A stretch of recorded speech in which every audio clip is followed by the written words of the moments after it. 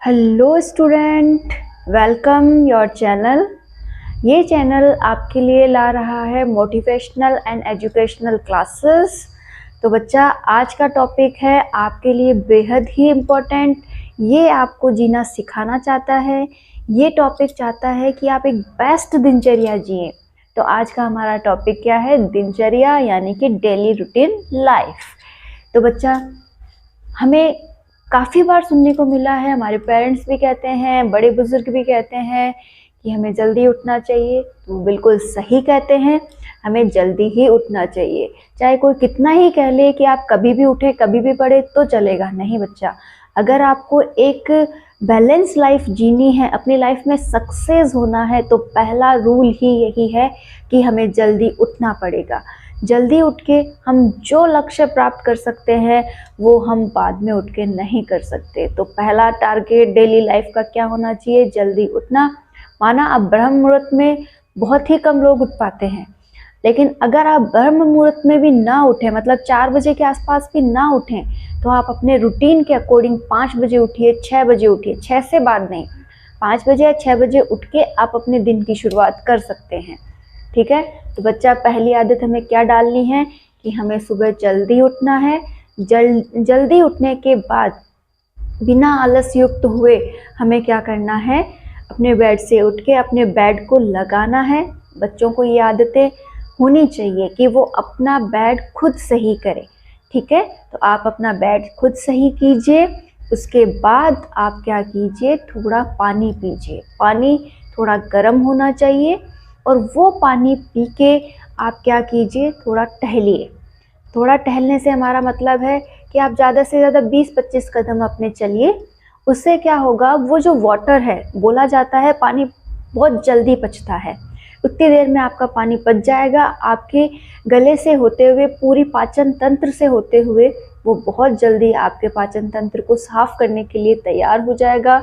और आपको उसके सडन थोड़ी देर बाद ही वॉशरूम जाना है और वॉशरूम में आप एकदम अपने आप को फ्रेश फील करेंगे। ठीक है? तो बच्चा, अपना वॉशरूम यूज़ कीजिए। वॉशरूम जाने के बाद आप क्या कीजिए? ब्रश कीजिए। ब्रश कर लिया। ब्रश करने के बाद आपको बहुत अच्छा फ्रेश फील होगा। इसी बीच ब्रश करने के बाद आंखें धोना मत भूलिएगा। अपनी आंखें धोइए और आंखें धोने के बाद आपको एकदम रिलैक्स, फ्रेश फील होने लग जाएगा। और ये फ्रेश फील होते ही आप क्या कीजिए? वापस अपने रूम में आइए और थोड़ा सा आपको क्या करना है? व्यायाम करना है। व्यायाम में मैं ऐसे नहीं बोल रही कि ये आसन कर लो, वो आसन कर लो, ज़्यादा कुछ नहीं करना है। आपको 10-15 मिनट का ध्यान लगाना है, क्योंकि एक स्टूडेंट लाइफ के लिए ध्यान बहुत ज़रूरी होता है। ध्यान से हम मन से केंद्रित होते हैं अपने माइंड में, और अगर माइंड एक जगह केंद्रित हो गया, हमारा ध्यान अलग अलग जगह नहीं भटका, तो हम हमारी पढ़ाई पे कंसंट्रेट कर पाएंगे। क्योंकि एक स्टूडेंट की लाइफ का बेस्ट टूल ही क्या है? पढ़ाई। पढ़ाई से वो क्या कर सकता है? अपने आप को एक नए स्तर पर ले जा सकता है, एक नए दुनिया को अपने बारे में बता सकता है, उस दुनिया से नॉलेज अपने तक ला सकता है और एक अपना आयाम फैला सकता है। तो बच्चा, दूसरा सबसे इम्पोर्टेंट काम बाद में क्या आ जाता है? थोड़ा व्यायाम करना। व्यायाम करने के बाद आप क्या कर सकते हैं? थोड़ा सा अपने लिए फलाहार ले सकते हैं, या फिर आप कहें कि हम नाश्ता ले सकते हैं।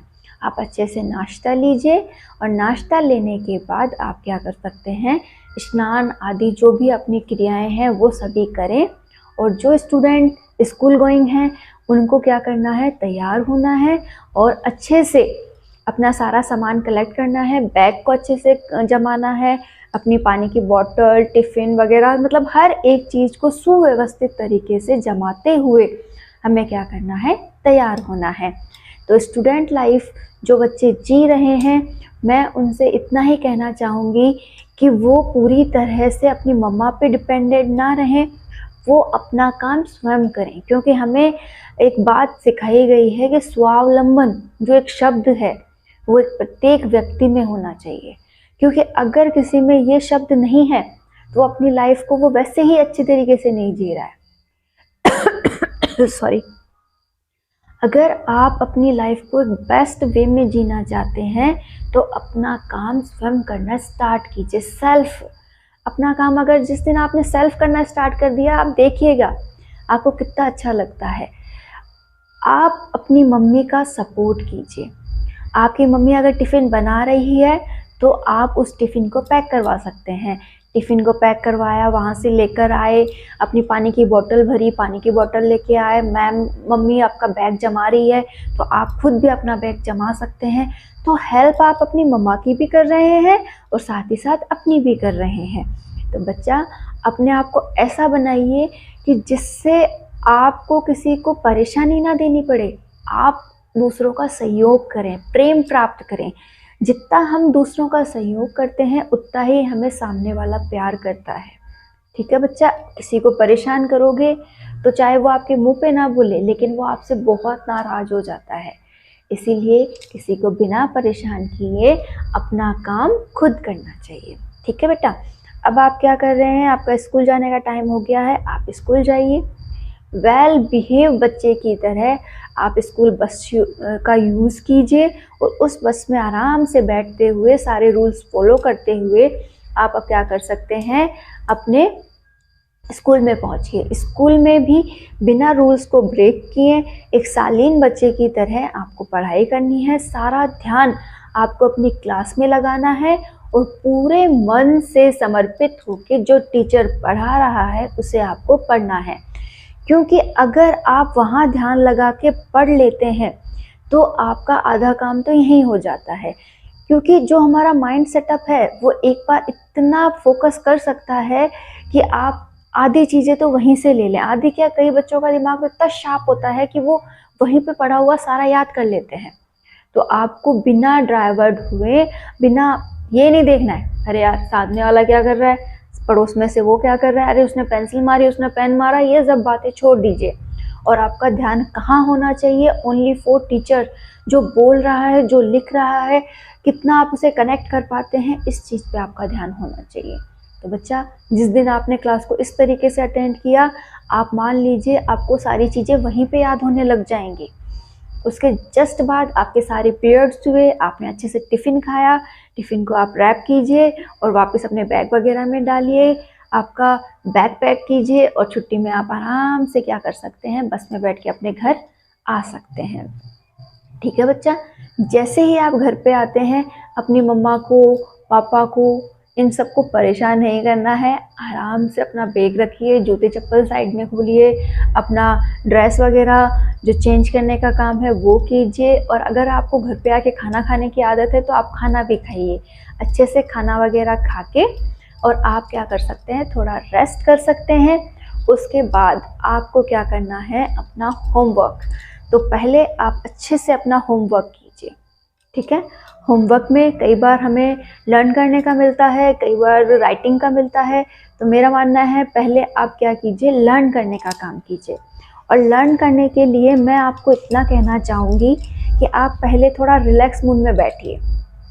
ठीक है, और अपनी क्लासेस जो आज आपने अटेंड की है उनको क्या करना है, आपको रिवाइज करना है कि सर ने आज बोर्ड पे जो लिखा था वो जो है मेरी स्क्रीन मेरी आंखों के सामने आती है या नहीं। आप मानिएगा आपको जो सर लिख रहे थे एज इट इज़ आपकी आंखों के सामने दिखने लग जाएगा। इसको हम कहते हैं, हमारी जो मेमोरी है वो क्या है, फोटोजेनिक है, क्योंकि उसको फ़ोटोज़ खींचने की आदत है। ठीक है, हमें जो भी बातें सीखनी होती हैं वो हमें फ़ोटो के माध्यम से सेव करते हैं। तो बच्चा, हमें ज़्यादा से ज़्यादा फ़ोटोज़ याद रहती हैं। तो एक बार आप रिकॉल करते हुए उन सब चीज़ों को रिवाइज कीजिए। आप मानेंगे नहीं, आपको आधी से ज़्यादा चीज़ें याद हो जाएंगी और वहीं से पढ़ते हुए माइंड को वापस री इतना रिकॉल करना है कि आपको वो चीज़ें तो वहीं याद होगी। कई बच्चे बोलेंगे हम ज़्यादा रिकॉल करेंगे तो हमें वहीं नींद आ जाएगी। लेकिन बच्चा, आपको बीच में चाहे आप 2 मिनट का बीच में ब्रेक ले लीजिए, फिर रिकॉल कर लीजिए, लेकिन आपको करना तो यही चाहिए। अच्छा, तो फिर उसके बाद आपको क्या करना है, थोड़ा राइटिंग करना है और फिर जो भी आपको लर्न करने का दिया गया है उसे वापस से लर्न कीजिए। आप मानेंगे नहीं कि अगर आप जितना ज़्यादा बार बार रिपीट करते हुए किसी चीज़ को पढ़ेंगे वो चीज़ें आपको उतनी ही ज़्यादा याद होती हैं। कुछ बच्चे बोलते हैं मुझे मैथ्स याद नहीं होती, मैथ्स के सॉल्व नहीं कर पाता हूँ मैं, मुझे साइंस याद नहीं होती है, मुझे हिंदी टफ लगती है, मुझे इंग्लिश टफ लगती है। बच्चा, टफ कोई भी नहीं होता है, वो आपके माइंड में एक उसके लिए एक कंडीशन बन गई है कि ये मेरे लिए टफ है। आप क्या कीजिए, उसे अच्छे से सॉल्व कीजिए। एक दिन सोचिए कि यही मेरे लिए बेस्ट है और उसे लेकर बैठिए, आप उसमें बेस्ट कर पाएंगे, बिना रुके आप उसमें बहुत अच्छा कर पाएंगे। तो आप डरिए मत। हार्ड टॉपिक जो आपको लगते हैं, जो सब्जेक्ट आपको खराब लगते हैं, पहले मेरा मानना है आप उन्हें पढ़िए, उन्हें ज़्यादा टाइम दीजिए। जो आपको अच्छे से आते हैं वो तो आपको आते ही रहेंगे, लेकिन जो नहीं आते हैं उन्हें आप ज़्यादा टाइम दीजिए। तो अच्छा बच्चा, अपना जो डेली रूटीन चल रहा था उससे अपन थोड़ा डाइवर्ट हो गए, पहले एक बार उसमें आते हैं। फिर आप क्या कीजिए, अपने होमवर्क वगैरह को करने के बाद थोड़ा समय अपने खेलने के लिए निकालिए।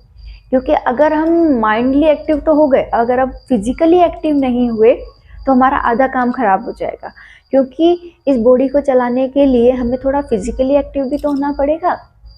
तो आप अच्छे से जो भी आपको बॉडी एक्टिव रखते हैं वो गेम्स खेलने हैं। जैसे आप फुटबॉल खेल सकते हैं, वॉलीबॉल खेल सकते हैं, क्रिकेट खेल सकते हैं। गर्ल्स हैं तो कोई डांस वगैरह की अगर शौकीन है तो डांस कर सकती हैं।